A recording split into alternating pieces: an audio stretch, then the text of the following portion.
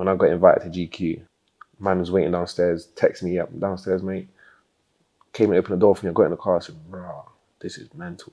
Yeah, man got in the car, then picked up CK.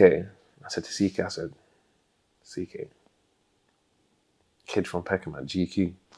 And he said he nearly started crying because that's what he wanted when he started the club, innit, for like one of his riders or someone in the club to just go and do something brilliant.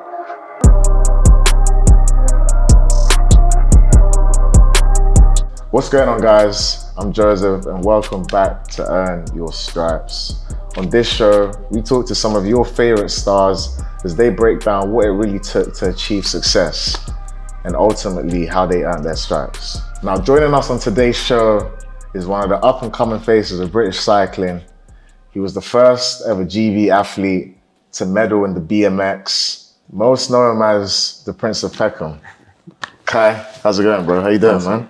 Good, man. How are you, man? Nah, I'm good, man. Honestly, bro, thank you for joining me on the show today. How's things been, man?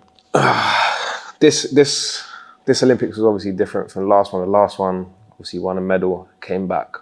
I've never been so busy in my life. I was doing like interviews like this. I was talking to schools, talking to universities, going on TV shows, going to red carpets. This one obviously came home, spent at home chilling every day, man. Chilling every day, man, literally. It probably gives you just a chance to kind of recoup and... Yeah, man, kind of recoup and focus on what I want to do next year and the years to come. Okay, for sure. I mean, we'll take it way back. You were born and raised in Peckham. What was it like growing up in South London, especially in Peckham? For me, I loved it, man. Whether it's because BMX was in my life is the reason I loved it a bit more, or just because the culture and the vibes of just being in South London. How would you describe the culture and the vibes? Obviously not that great, innit, because enough killings and all that stuff, but I don't know, man, it's just like, for me, when you live in like a place like Peckham, you either grow up a couple ways: the respectful way, the wrong way, and just a normal route way. Like for me, I would like to say it's kind of the respectful way. Came from nothing. Family was like piss poor. Worked hard in BMX, found the right route, and yeah, it's on the up and coming. So obviously growing up in Peckham, do you have any core memories or core experiences that kind of stuck with you to today? I'll just say the main memory for me is like everyone just knew who me and my family was. It's like just known as like the BMX family. And no matter who we bumped into or who we rode past or where we was going, just everyone knew who he was. Even down to like the gangsters or the gang members of Peckham or whatever. I was riding through, just giving a spud or let me get a go on your back, and I would get it back. Like, do you know what I mean? Like they'll ask me to do it, or they would say, "Oh, do a wheelie for man," or whatever. Yeah. So it's like, obviously Peckham's not that much of a safe place, especially when I was younger. It's probably better now than it was when I was younger. So I felt safe, but like I felt cool. I felt like the man because everyone knew who like we was for doing BMX. Yeah. So obviously BMX isn't really kind of the mainstream sport growing up. Obviously you got the footballs, the tennises, you know, all the other sports that we kind of grew up around. How did you find BMX? So it's actually my brother Trey. He's 6 years older than me. So when he was younger, he went to Brockwell Park with my nan and met CK. CK is my old coach, like the guy who runs Peckham BMX Club. Met CK, and at the time CK was a BMX racer. CK said to him, Trey liked the look of it. CK said to him, come back with long sleeves, a mountain bike or a BMX, and I'll help you train. He went back, and then my dad came with him. My dad got involved. My oldest brother got involved. My older sister got involved. And then I was only like 2, going on 3. And I learned how to ride a bike at 2. Started riding BMX track at 3. Started racing national level at 4. Wow. So, yeah, shout out Trey. Shout out Trey for sure. And I mean, Trey obviously started out at the Peckham BMX Club. You obviously shortly followed up with him. Let's talk about the impact of the BMX Club and, you know, what it was like when you first got there and how you kind of came up in the ranks at that club. No, to be fair, so like, I wouldn't say we made the club, but there was me, Trey, my brother Daniel, Big Mike, Lee, Terry, and CK. That was the BMX club. That was the club. Wow. And literally, all the names I just named except for CK. So, my dad, me, Trey, Daniel, Terry, Lee, Big Mike. 7 of us. We used to get in like my dad's Safira, 8-man tent in the back, all of our bikes. Really? Clothes, race, go to every race in England, set up our tent, beat everyone and go home. Wow. At the time, there was only black people there as well. The only black person that was there before us was Sinead Reed, who's the previous Olympian for women in BMX. And that was the only black people. But yeah, it was the only ones, literally. And, you know, traveling around to those competitions, was there any kind of nerves, you know, kind of being the only black people and around, or were you proud to be the only black people around? Do you know what, like, it wasn't even the fact it was only black people, it was only black people, like, it was only people from Peckham. Yeah. Like, and everyone, like, not everyone used to say, oh yeah, watch your bikes when we came, but like, that's the kind of vibes we got when we first got there. It's like, watch your bikes, these guys are from Peckham or whatever, or like, don't be rude to them because they might, do you know what I mean? But yeah, like, we just used to go there and beat everyone. Like, from when I was a kid, I used to have to race like 3 ages above my age, because like, the kids were just too like not good enough. Wow. And I went to one race in Bournemouth, and all the kids in my age went home because I kept winning. I ended up racing my brother, who was 6 years older than me that day, and that's when I was like 5, 6 years old. Wow. And yeah, I raced my brother, but I came last, obviously. But obviously, I came first because they retired, or they quit, should I say? So yeah, but I was racing my brother from young. So obviously, you know, how impactful was it having your brothers with you, racing you? I mean, I'm guessing that made you very competitive, especially because they were like 6 years older. Yeah, so like, no, having my brothers is like, I was never able to beat them when I was younger. I don't know if this is the reason I was so good, but obviously because everyone was either 6 or 7 or 8 years above me. When I first started the club, I was like 4 or 5. They was all like 11, 12, 15 or whatever. And I used to have to try and catch them. Like, CK would give me a head start. So we'll come out the gate, I'll get down to like the first turn, and then they will start. And I'll have to try to beat them. And then when I come across the finish, if I did beat them from the head start, I'd be like, oh, you lot are slow. Like, how are you not catching a 4-year-old? Like 4 years old. Like, I always had that mentality of just competitiveness. Wow.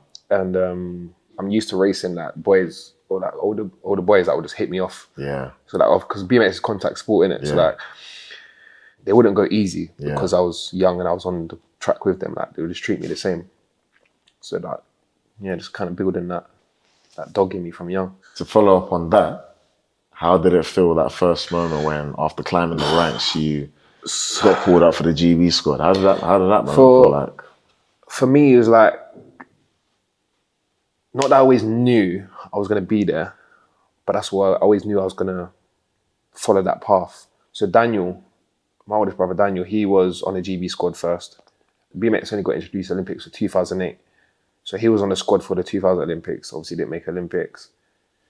Trey joined 2 or 3 years later, or a year and maybe 2 years later. So I already had 2 brothers on the Olympic squad. And that's where I wanted to be.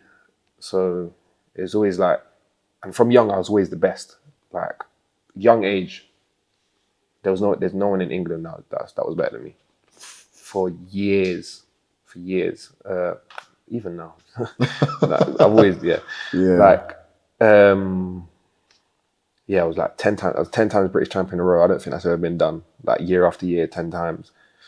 So like, I always knew I wanted to be there. It's just about actually getting there, because you have to be selected and all them stuff, or you have to apply, you have to be selected to even get on. So I always thought of myself as a pro, even though I wasn't racing pro. I thought I was the best, bro. I thought I was sick. Yeah. In junior, I was just doing my thing. It it wasn't. I didn't win any major titles, but yeah, everyone. That's where I kind of got recognised. And then in elite is when I moved to Manchester. Got a new coach, obviously new coach, new setup, new everything. That kind of the first thing they said to me, "Oh, your skills that you're doing in the younger ages are not going to work in elite, man, because like these guys are more powerful. They've been training like years on years on years, and like their IQ of how to race is just way better." So like when someone tells me I can't do something, You want to prove them wrong. that's my number one thing. I just love proving people wrong. Yeah. So yeah, I went into elite and I was just catching people like that. I was getting further than they thought I would. Wow. And then yeah, by the end of 2018, I was the number one pick for Olympics. So before we even get to the Olympics, currently, where would you rank yourself among some of the other top BMX athletes in the world? Top 5. Top 5. Yeah. I would even go if this was a different year and different day. I'd probably say even top 3. But on a good day, top 5. When I'm on my best day, unstoppable. So for you, obviously, you're one of the preeminent faces of British cycling. Mm-hmm. What does that mean for you to know that you're one of the main representatives for your sport in your country? For me, I just want to inspire the next generation, get BMX out there even more on a bigger scale, because it doesn't only help me, but it helps the future of BMX. Because you like some sports you can retire from, you can't retire from BMX from just doing BMX. So you have to make a name outside of BMX and in BMX to even be on the right path. And then you obviously got to win competitions and get medals or whatever. Yeah, so for me, it's just about getting BMX on a bigger scale and making sure that the younger riders from my club or from the whole country get better or the same or better opportunities that I have. You once said in a GQ interview that Japanese ice cream was your highlight of being in Tokyo in 2020. Is that true? Facts. Bro, because obviously the Olympics is one of the biggest events in the world. But obviously, yeah, it was COVID. So like getting there, stress. That was the start of my Olympics. Obviously, you go there, landed, COVID testing, was in the airport for like 4 hours, waiting for our COVID test to return. And then you have to hope that no one on the flight had COVID and gave it to you by the time you got to Tokyo, and then you landed, and then it was a nightmare even just even getting in the village. But before you go in the village, we had like our own Team GB house. That was like a kind of like a quarantine place. Stayed in there for 3 days. Some people stayed in there like 2 weeks in the same hotel. Wasn't allowed to leave. The only place you was allowed to go on a balcony. The only thing that's kind of saved it for me is obviously getting the medal, because like everything else was just under restrictions, or you can't do that, you can't do that. Yeah, it wasn't that great, but yeah, getting a medal obviously it was a highlight. So being in Tokyo during the pandemic, obviously, COVID and a whole load of other things going on. How was it for you in terms of your entire experience, and what emotions were you kind of going through? That's a good question still. For me, I was just happy to be there, bro. Just happy to be there to, just kind of make it there from Peckham. Like that was literally my goal. Like my 2 brothers didn't get to make it to Olympics. So yeah, for me to even get there that was the highlight, the first highlight, being selected, getting to go. I was just happy to be there, man. Like happy to be there from Peckham, little black kid from Peckham, just happy to be there, excited. And when I raced, it was just, whatever happened. So walk me through, the silver medal in the final. Walk me through it. So one of someone sent it to me. Oh yeah, I'm going to bet on you. I was like ranked like 12th out of 24 people.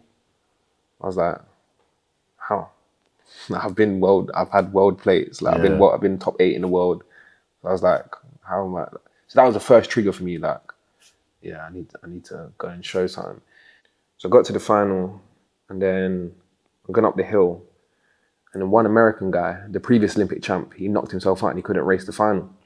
So there was only 7 starters on an 8-man gate, and I had first start and first pick of any of them gates, and I'd never go number 1 because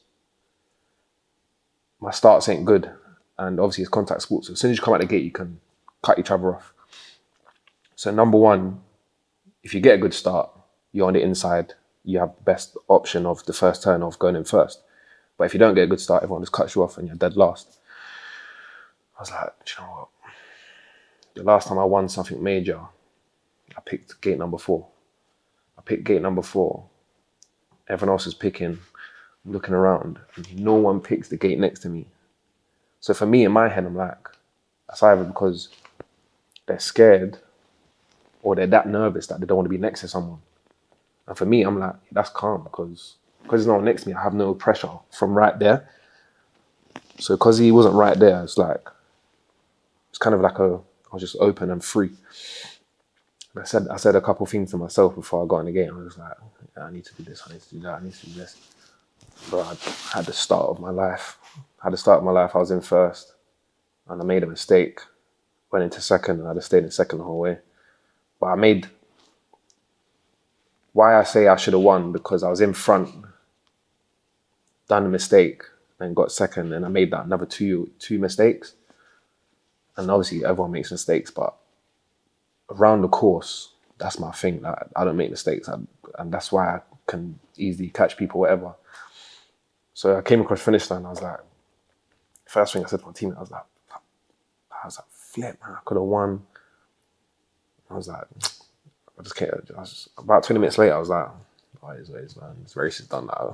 I can't change it. I came second. Like, he was obviously the better man on the day. That's why he won and I came second. After that, I ain't even watched it back since, because I just know that I messed up and I should have a gold, but oh well. I mean, nonetheless, though, you were still the first ever GB athlete to medal in the BMX. So for you, what did it really mean for you to deliver on your promise of, bringing something back home, back to Peckham? It was good, man. It was amazing still. Like, I came across the line, I was like, wow. Like, I just went there with expectations of just do your best and whatever happens, happens. I never thought I would have came home with a medal. The other talent that was there, and I was so young. It was my second year in the elite, my third year in the like pro category. I'll be honest, I was prepared to die on the track. Crazy. I was prepared to die. So I just went for it, and I got silver. So for you, when you came back home, what was life like? Oh, it was mental, bro. Mental. And like, when I got invited to GQ, I had I can't remember what car it was. Some bust down car, like proper, like classy car. When I say classy car, I don't know. What's a classy car these days? Anyway, driver picked me up in it from Peckham, bro. A man walked downstairs in a suit. Man was waiting downstairs, texted me up downstairs, mate. Came and opened the door for me. I got in the car. I said, "Bro, this is mental." Yeah, man got in the car, then picked up CK. I said to CK, CK, kid from Peckham at GQ. Obviously it's been done or from other people, but from a BMX racer, it's never been done before. It doesn't happen. It doesn't happen. Not in BMX anyway. He said he nearly started crying because that's what he wanted when he started the club, in it, for like one of his riders or someone in the club to just go and do something brilliant. I done GQ. Went on ITV, done Dance on the Ice. Done other TV. I can't remember what other TV shows I've done. I was just doing red carpets, school visits, uni visits, like talking to students about stuff they're learning. I've never learned it in my life. Like, it don't make sense, innit? But it don't make no sense. But like, they're learning about sport, and I'm an athlete, so like, but yeah, it was just mental, man. I didn't think it will be where it was. But it was crazy. So obviously you removed from Tokyo 2020. Describe what a day-to-day, day in the life looks like for a BMX athlete. So it depends on the season. So like when the season's done, we'll go into winter training. So BMX is like a summer sport basically. So winter is where we get all our training done. So like in winter we call it a double day. So in the morning, gym at 10, that's like 2-3 hours in the gym. Go have lunch, come back 2 till 5 or 3 till 5. Go on the track. When you're trying to get strong, you lift heavy in the gym and then you put a big gear on your bike, pedal hard, and then you get stronger by doing that. So we have gym, BMX training, and then also sprints. So like, it's like a 60-meter runway basically. We have timers on the floor, and we start from like a dead stop, basically like a 60-meter sprint as a runner, but basically that on our bike. So we start from like a block, pedal, and you just pedal as fast as you can for 60 meters. That's literally all the training we'll do. So gym, sprints, and BMX track training. And then that will be in the winter. That will be a double day when Monday, Wednesday, Friday. You do 3 weeks of heavy lifting, and then on the 4th week, call it like a light week. But yeah, that's the 2 types of training. But it's literally the same thing every day. It's literally the same thing every day. So now obviously the next step for you was Paris 2024. Mm-hmm. You had your eyes set on removed from Tokyo to Paris. You were chasing something else now aside the silver medal. For you, what were your expectations coming into this competition? Coming into it, I had a new coach. I was on the right track basically to go in there and getting a gold medal. But there's just so many things just happened on the way. This whole year was just a big mistake. Like, not a mistake, but like it was just messed up. So before I even started, like I'm in winter training. So I started with my new coach last year, November. And then before we went into like Christmas break, I had an asthma attack like 2 days before Christmas. Damn. And I haven't had asthma since I was a kid. So it was just random. And then I had my asthma attack. I was in hospital for like 3 days. And I came out, I couldn't ride, couldn't do anything. And the first time I rode, I literally flew to Australia in January. So I didn't even ride yet. I just flew there, started training there. I stayed with him for about 3 weeks. Because the next 2 competitions we had were in New Zealand and Australia. So I flew from Australia to New Zealand and I had the worst competition I've ever had in my life. Like, I crashed twice in that day and I went to win. I couldn't believe it, bro. Like, the first crash, there were 6 of us. 5 of us crashed. So everyone's scrambling for their bikes, getting up. Luckily, I made it through. Next race, I was in 3rd. 2 people crashed in front of me. I went into one guy, I smacked him out of the way. My foot came off. Luckily, I won the race. It was mental. Next race, it was just kind of worked my way through, and then in the final, I won. I was like, yeah, like that's how I knew the coaching was working. Because I was slow before, like I was a bit slow because I had asthma attack. I wasn't training, nothing. And I couldn't really breathe when I trained, so I wasn't really training. So I was a bit slow before. So when I won that World Cup, the people that was at the World Cup was the same people that's at Olympics. So it's like, yeah, like the coaching's working, I'm back on track. And I went for another stage where I started to get back to myself again. And then I won like maybe 6 races in a row. And then they said, let's go to the Paris test event. Went to the test event. And bro, I was like, if you watch me at Olympics and you watch me at a different stage on the same course, you'd have been like, yeah, Kye's winning. Because like when we was at training and that test event, bro, I was flying. when they won the races, the race didn't mean anything. It was just a test event race, innit? So I wasn't, like, everyone was like, some of the people that was racing in that race they were reserves. So they were testing out the track for like their teammates or whatever. And I was next to two people and they was just going at it. I said, nah, let me just save myself. Ended up saving myself and crashing anyway. Knocked myself out. I was like, yeah, that one there, that was kind of the first bit where I shouldn't have gone to Olympics from there, because the effect that had, kind of rushed back, my head wasn't right, not mentally, actually physically, from hitting it. That was 7 weeks before the Olympics. The whole 7 weeks, I didn't ride because my back was just messed up. I was doing gym, doing physio every day. And yeah, got to Olympics, slow as hell. I wasn't that slow, but I wasn't the fastest I could be. And then while we was there, I had to go see like a random French chiropractor. I went on Google, searched chiropractors, random French guy. He actually helped me out a lot, but I couldn't have enough sessions before I started competing. The first day of competition, the first race, I was confident. I was like, people in the race wasn't that, like, I've beat them plenty of times before. Racing, came out the start again, back went again, got like fifth, and I was like, oh man, qualified through the first day, my back messed up. Second day, I just said, back still messed up. I was like, today's gonna be tough. So I have to do it. First race, I think I was in like fourth.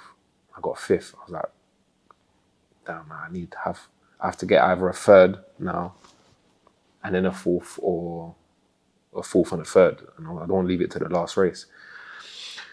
So I came out at the start in the second race. I was like, do you know what? I can't start. My back's messed up, so I'll just start last, make some sneaky moves, and I'll try to go through. Bro, I jumped the jump. I've gone to pedal. I'm in like maybe seventh or last. And for me, that's fine. Like, I don't mind working my way back from there. Like, I don't have to be in first. I'm good at that. As I've landed, one guy has came this way. Yeah, came this way. He's gone to do the same thing I'm thinking to do, but he's a bit in front. So he's taken my front wheel, just landed, knocked out at Paris, knocked out. And then that's what everyone's seen, just mash up on the floor. But yeah, I was knocked out, and then that was when I woke up. There's all mask. I had like, all that gas shit on me. I was taking it off. I was like, no, I need to race. Bro, my next race was already gone. I was that messed up. I didn't even know it was nothing. That was the Paris there and done. But yeah, it's what it is.